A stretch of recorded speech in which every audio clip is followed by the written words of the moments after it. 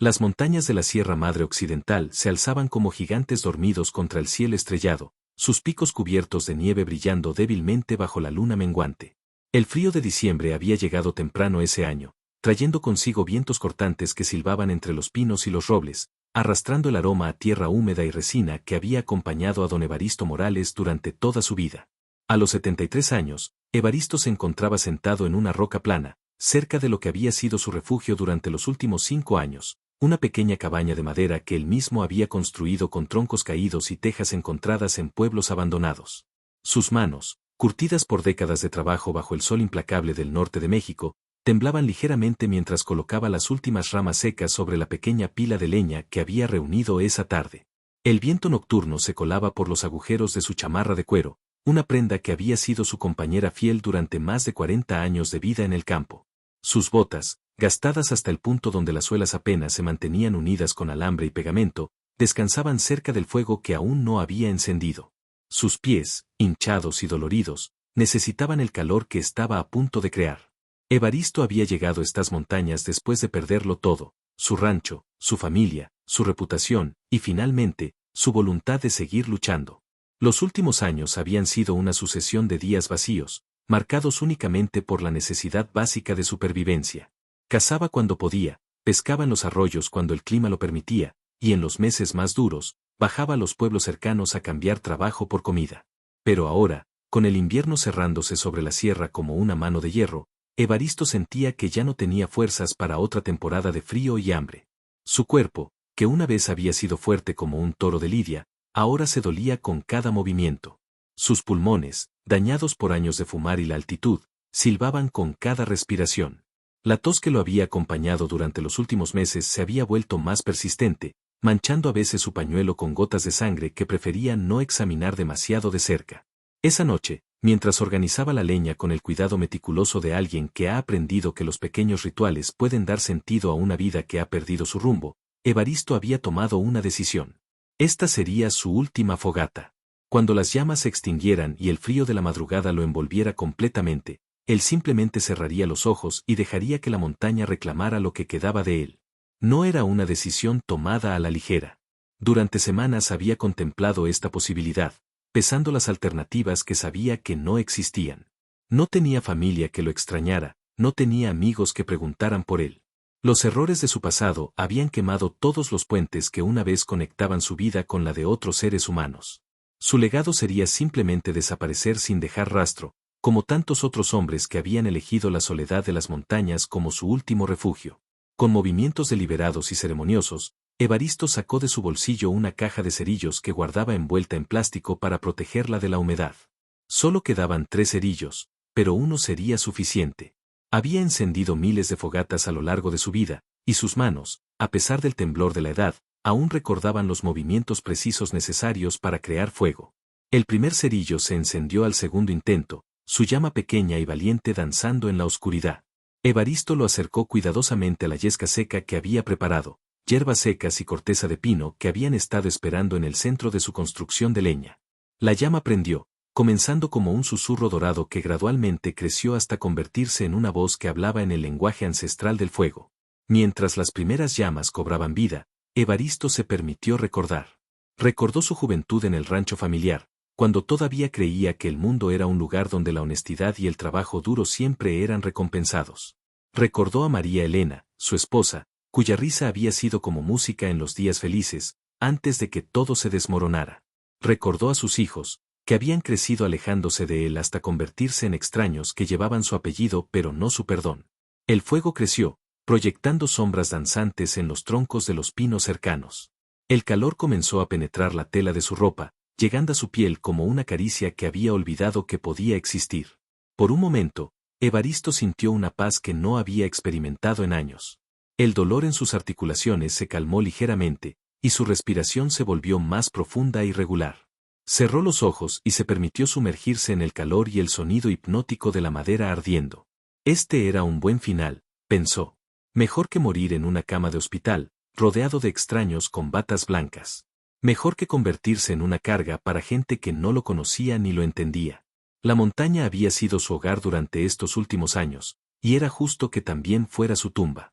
El viento había amainado un poco, como si la naturaleza misma respetara este momento final. Solo se escuchaba el crepitar de la leña, el ocasional crujido de una rama que se acomodaba en las llamas, y el distante ulular de un búho que cazaba en algún lugar entre los árboles. Era una sinfonía perfecta para una despedida silenciosa. Evaristo abrió los ojos una vez más para contemplar su fuego. Las llamas habían alcanzado su punto máximo, alzándose hacia el cielo nocturno como dedos dorados que intentaban tocar las estrellas. Chispas minúsculas se elevaban con el humo, desapareciendo en la oscuridad como pequeñas almas liberadas de la materia. Fue entonces cuando vio la sombra. Al principio pensó que era una alucinación, un producto de su mente cansada y su cuerpo debilitado. Pero la figura se movía entre los árboles con propósito, acercándose lentamente hacia el círculo de luz que su fogata había creado en la oscuridad. Evaristo entrecerró los ojos, tratando de enfocar su visión. Su corazón, que había estado latiendo lentamente en preparación para el descanso final, súbitamente se aceleró. La figura emergió del bosque con pasos vacilantes pero determinados. Era pequeña, demasiado pequeña para ser un adulto. Mientras se acercaba más al fuego, los detalles se hicieron más claros, y Evaristo sintió que su mundo conocido comenzaba a tambalearse. Era una niña, no podía tener más de 8 o 9 años.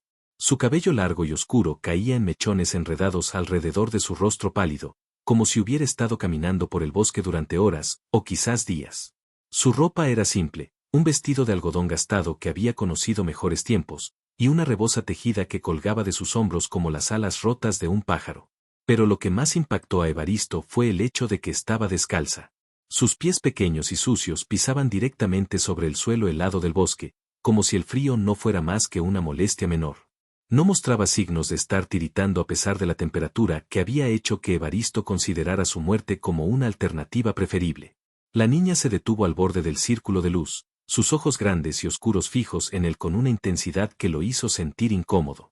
No parecía asustada, lo cual era extraño considerando que acababa de encontrar a un viejo solitario en medio de la nada, en plena noche.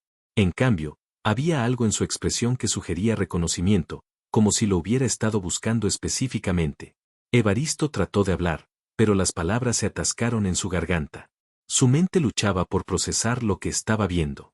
¿Qué hacía una niña sola en estas montañas? ¿De dónde había venido? El pueblo más cercano estaba a kilómetros de distancia, a través de senderos que eran traicioneros incluso durante el día. La niña dio otro paso hacia adelante, acercándose al fuego. Su rostro se iluminó completamente por las llamas, y Evaristo pudo ver que no era producto de su imaginación. Era real, tangible, y estaba mirándolo con una mezcla de esperanza y determinación que no tenía lugar en los ojos de una niña perdida en el bosque. Finalmente, ella habló. Su voz era suave pero clara, cortando el silencio de la noche como una hoja afilada. «Tú eres de quien habló mamá», susurró, y esas palabras simples golpearon a Evaristo con la fuerza de un rayo, sacudiendo los cimientos de todo lo que creía saber sobre su vida y su muerte inminente. El fuego continuaba ardiendo entre ellos, sus llamas proyectando sombras danzantes que hacían que la realidad pareciera fluctuar como un sueño. Evaristo se quedó inmóvil durante varios segundos, sus ojos fijos en la niña que había aparecido de la nada con palabras que desenterraban memorias que había enterrado deliberadamente en los rincones más profundos de su mente. «¿Quién eres, niña?», logró articular finalmente, su voz ronca por la sorpresa y los años de poco uso. «¿Qué haces aquí sola, en estas montañas?». La niña se acercó un paso más, y Evaristo pudo ver mejor sus facciones a la luz del fuego. Había algo familiar en la forma de sus ojos, en el gesto decidido de su barbilla, en la manera en que mantenía los hombros erguidos a pesar de su evidente agotamiento. Era como mirar un fantasma del pasado, pero no el tipo de fantasma que había venido a atormentarlo, sino uno que traía consigo preguntas que no estaba seguro de querer responder. «Me llamo Esperanza», dijo con una voz que sonaba demasiado madura para su edad. «Esperanza Morales Vega». El apellido Morales golpeó a Evaristo como un puñetazo en el estómago. Durante un momento, el mundo pareció inclinarse peligrosamente, y tuvo que aferrarse a la roca sobre la que estaba sentado para no caer. Morales era su apellido, pero también había sido el apellido de su hermana, Luz María, quien había desaparecido de su vida 30 años atrás en circunstancias que aún lo perseguían en las noches sin sueño. «¿Morales?», susurró, sintiendo como si las palabras fueran extraídas de su pecho contra su voluntad. «¿Cómo?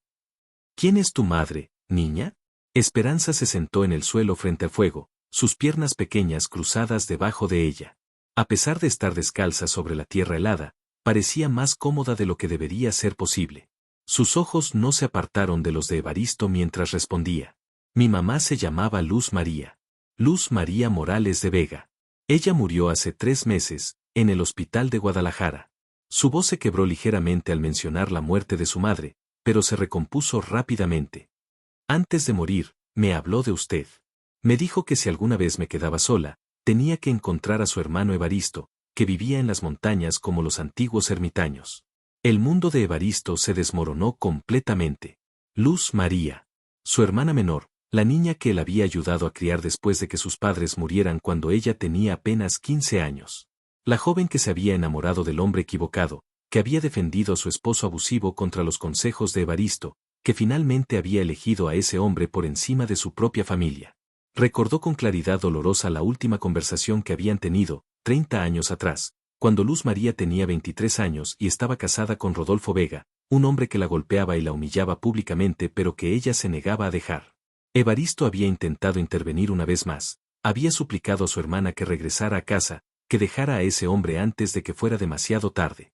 No puedes seguir metiéndote en mi matrimonio, Evaristo, le había gritado Luz María esa noche, con un ojo morado y el labio partido, pero con una determinación férrea en su voz. Rodolfo es mi esposo, y lo que pase entre nosotros no es asunto tuyo. Si no puedes aceptar eso, entonces no tenemos nada más que decirnos. Y esas habían sido sus últimas palabras. Evaristo había tratado de contactarla varias veces después de esa pelea, pero ella había cambiado de dirección y había cortado todos los lazos con él. Durante todos estos años, él había asumido que ella había elegido su vida con Vega por encima de cualquier relación con su hermano mayor. Había muerto sin saber si Luz María había sido feliz, si había tenido hijos, si alguna vez había pensado en él con algo que no fuera resentimiento. Tu madre, comenzó Evaristo, pero las palabras se ahogaron en su garganta. Se aclaró la voz y lo intentó de nuevo. ¿Cómo murió? Cáncer, respondió Esperanza con la simplicidad brutal de los niños que han enfrentado pérdidas demasiado grandes para su edad. Al principio no quería ir al doctor porque papá decía que era muy caro, pero cuando finalmente fue, ya era muy tarde. Los doctores dijeron que si hubiera ido antes. No terminó la frase, pero Evaristo pudo completar la implicación. Rodolfo Vega, incluso décadas después, había seguido siendo el mismo hombre egoísta y controlador que había alejado a Luz María de su familia. El hecho de que hubiera negado a su esposa el cuidado médico que podría haberle salvado la vida encendió una furia en Evaristo que no había sentido en años. ¿Y tu padre? Preguntó, aunque ya temía la respuesta.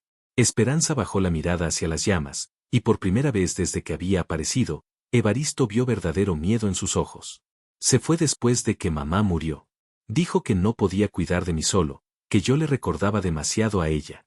Me dejó con los vecinos, don Aurelio y doña Carmen, pero ellos ya son muy viejos y tienen sus propios problemas.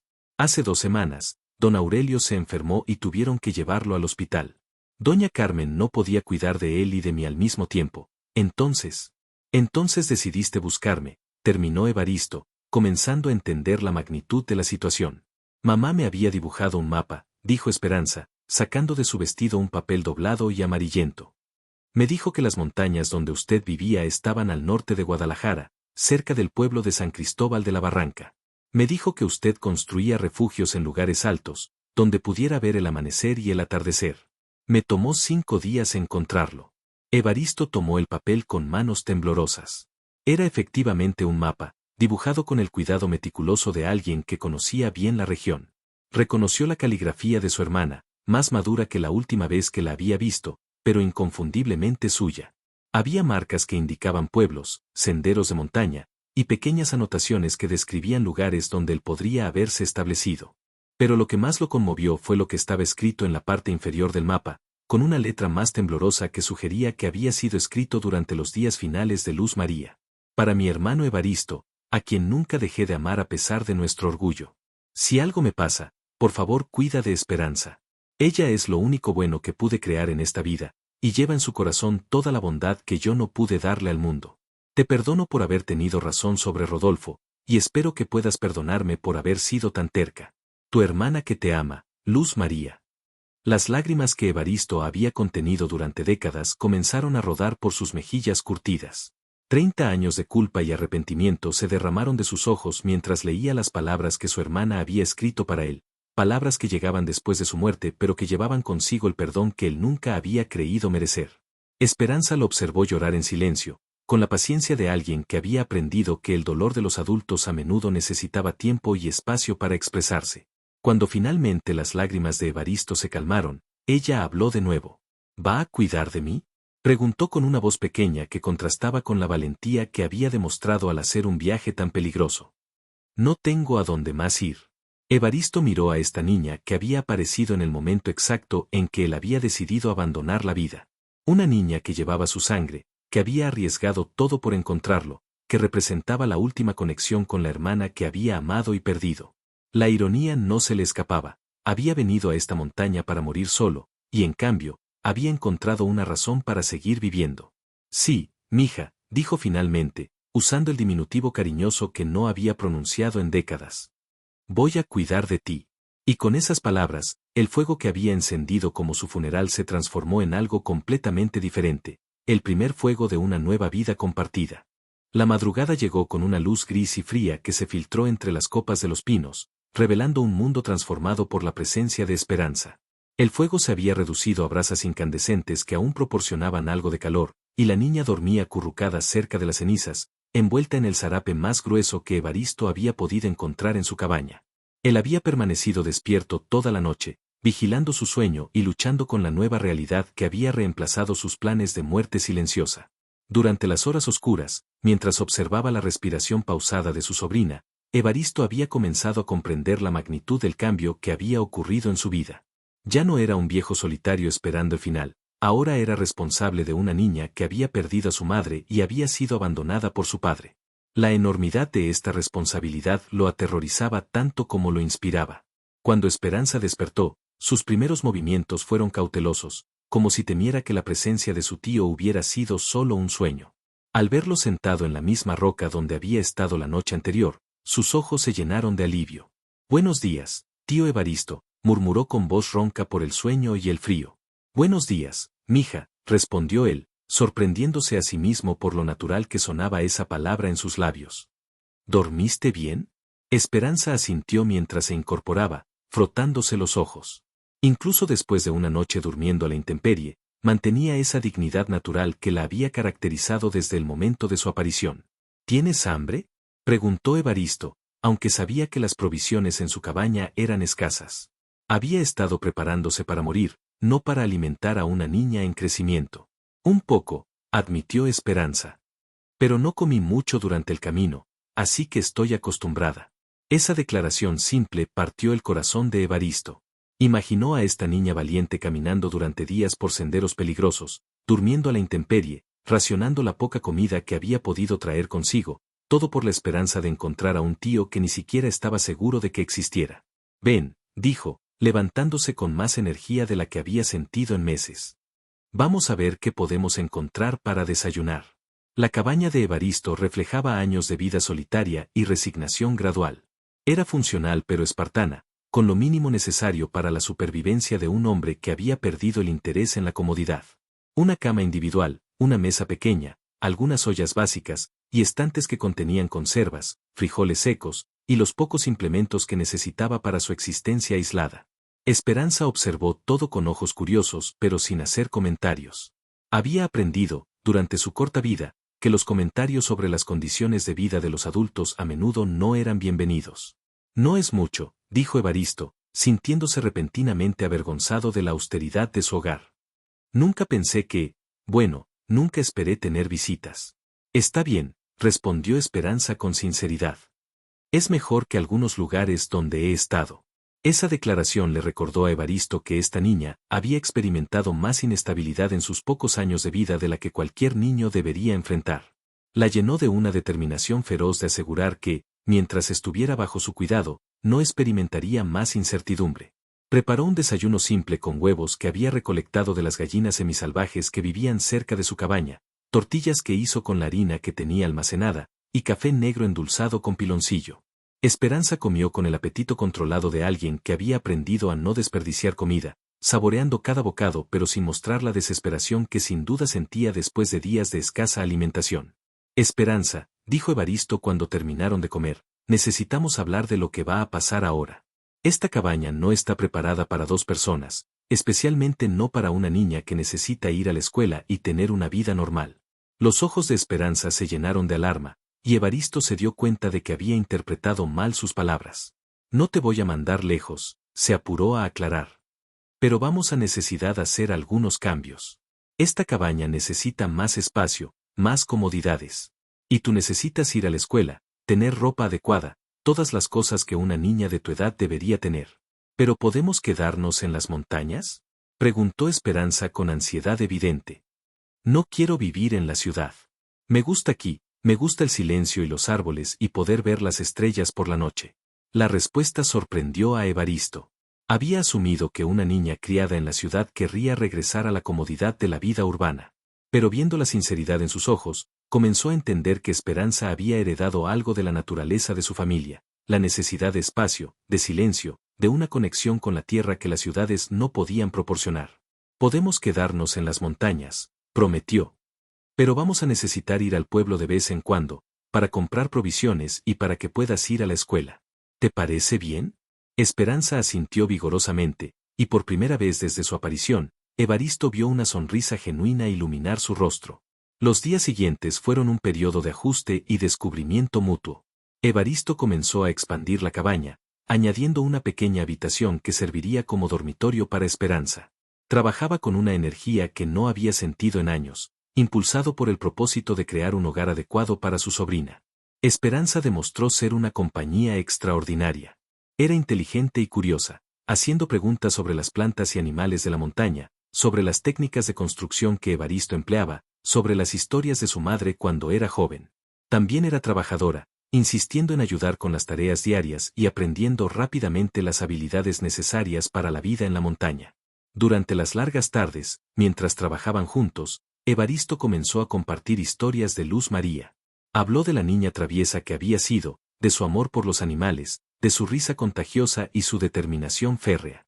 Con cada historia, Esperanza parecía florecer, como si estuviera descubriendo partes de sí misma que no había conocido antes. Mamá nunca me habló mucho de cuando era niña, dijo Esperanza una tarde mientras ayudaba a Evaristo a colocar vigas para su nueva habitación. Creo que le dolía recordar los tiempos felices. Tu madre tuvo una vida difícil, respondió Evaristo cuidadosamente. Pero quiero que sepas que ella te amaba más que a nada en el mundo.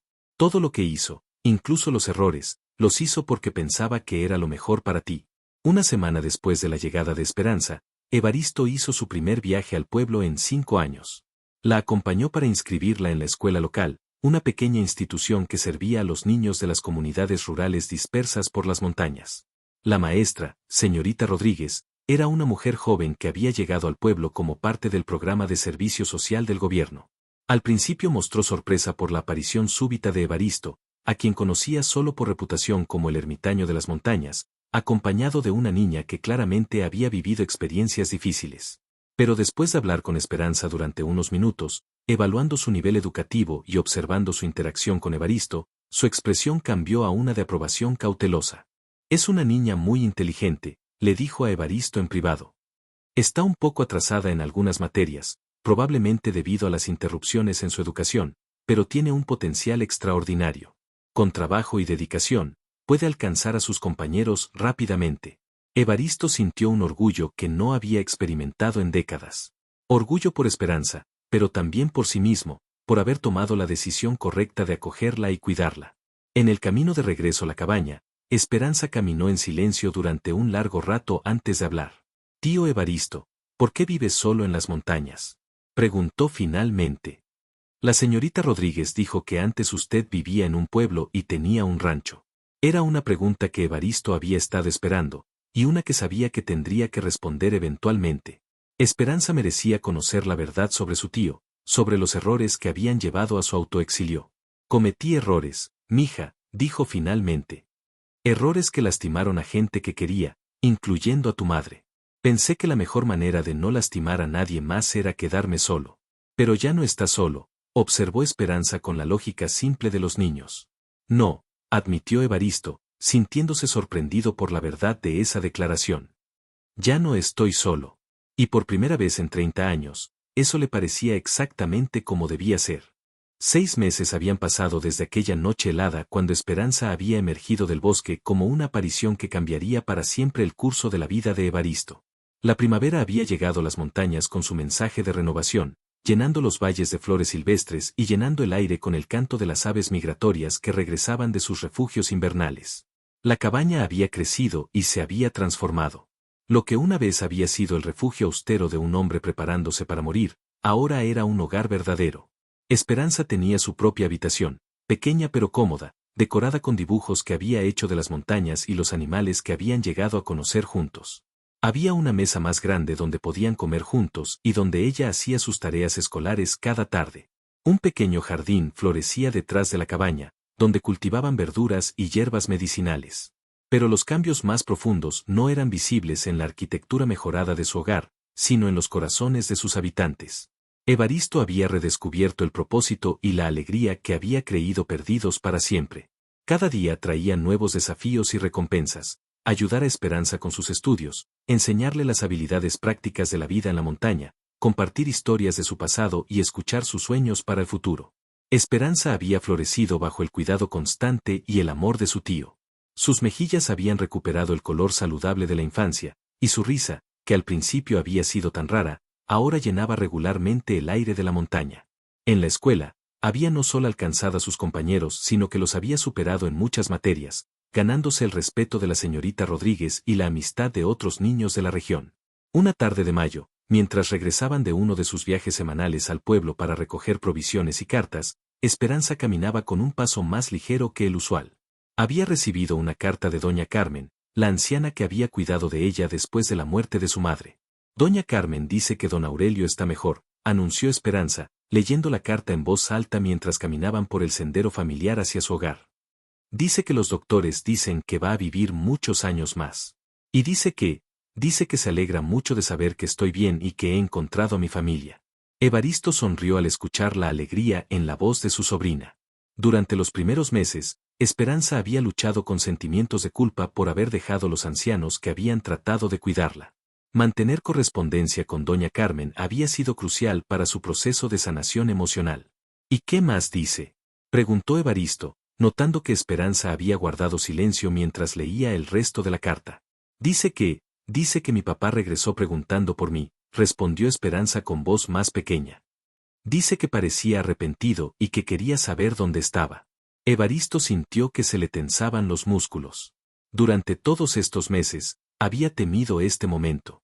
Rodolfo Vega había abandonado a su hija en su momento de mayor necesidad, pero legalmente seguía siendo su padre. Si decidía reclamarla, podría haber complicaciones legales que Evaristo no estaba seguro de poder resolver. ¿Qué siente sobre eso, mija?, preguntó cuidadosamente, sin dejar que su propia ansiedad se reflejara en su voz. Esperanza caminó en silencio durante varios minutos, considerando la pregunta con la seriedad que siempre aplicaba a los temas importantes. No sé, admitió finalmente. Parte de mí extraña tener un papá, pero él me dejó, tío. Cuando más lo necesitaba, me dejó con desconocidos y se fue. Y ahora que he encontrado un hogar verdadero, regresa queriendo, ¿qué? ¿Que lo perdone? ¿Que regrese con él y finja que nada pasó? La madurez de su respuesta impresionó a Evaristo, pero también lo entristeció. Esperanza había tenido que crecer demasiado rápido, había tenido que enfrentar abandonos y pérdidas que habían forjado en ella una sabiduría prematura sobre la naturaleza imperfecta del amor de los adultos. ¿Tú qué piensas que debería hacer?, preguntó Esperanza, deteniéndose en el sendero para mirarlo directamente. Evaristo se arrodilló para quedar a la altura de los ojos de su sobrina. Durante estos meses, había aprendido que los momentos más importantes de su relación ocurrían cuando podía mirarla directamente, cuando podía comunicar con sus ojos las verdades que las palabras a veces no podían expresar adecuadamente. Creo que debes hacer lo que tu corazón te dice que es correcto, dijo. Y quiero que sepas que, sin importar lo que decidas, yo voy a apoyarte. Si quieres ver a tu papá, lo arreglaremos. Si decides que no estás lista, respetaré esa decisión. Y si alguna vez cambias de opinión en cualquier dirección, estaré aquí para ayudarte. Los ojos de Esperanza se llenaron de lágrimas, pero eran lágrimas de alivio, no de tristeza. Quiero quedarme contigo, dijo con voz firme. Este es mi hogar ahora. Tú eres mi familia de verdad. Evaristo la abrazó, sintiendo en su pecho una mezcla de alegría y responsabilidad que lo abrumaba. Este pequeño ser humano había confiado en él completamente, había elegido quedarse con él por encima de todas las otras opciones. Era un regalo que no había esperado y que no estaba seguro de merecer, pero que había llegado a atesorar más que cualquier cosa en su vida. Esa noche, después de que Esperanza se había ido a dormir, Evaristo se sentó en el mismo lugar donde había encendido lo que pensaba sería su última fogata. Pero esta vez, el fuego era una celebración, no una despedida. Era un fuego que calentaba un hogar donde dos almas heridas habían encontrado sanación en su mutua compañía. Reflexionó sobre los cambios extraordinarios que habían ocurrido en su vida. 6 meses atrás, había sido un hombre roto, consumido por la culpa y el arrepentimiento, convencido de que no tenía nada que ofrecer al mundo. Ahora era tío, guardián, maestro, y amigo de una niña extraordinaria que había llegado a él en el momento exacto cuando más lo necesitaba. Había aprendido que la redención no siempre viene en la forma que esperamos. No había vuelto a ser el hombre que era antes de sus errores, ni había borrado las heridas del pasado. En cambio, había descubierto que era posible construir algo nuevo y hermoso sobre los cimientos de las experiencias dolorosas. La carta de doña Carmen había incluido otro párrafo que Esperanza no había leído en voz alta, pero que Evaristo había visto cuando ella le había pasado la carta para que la guardara.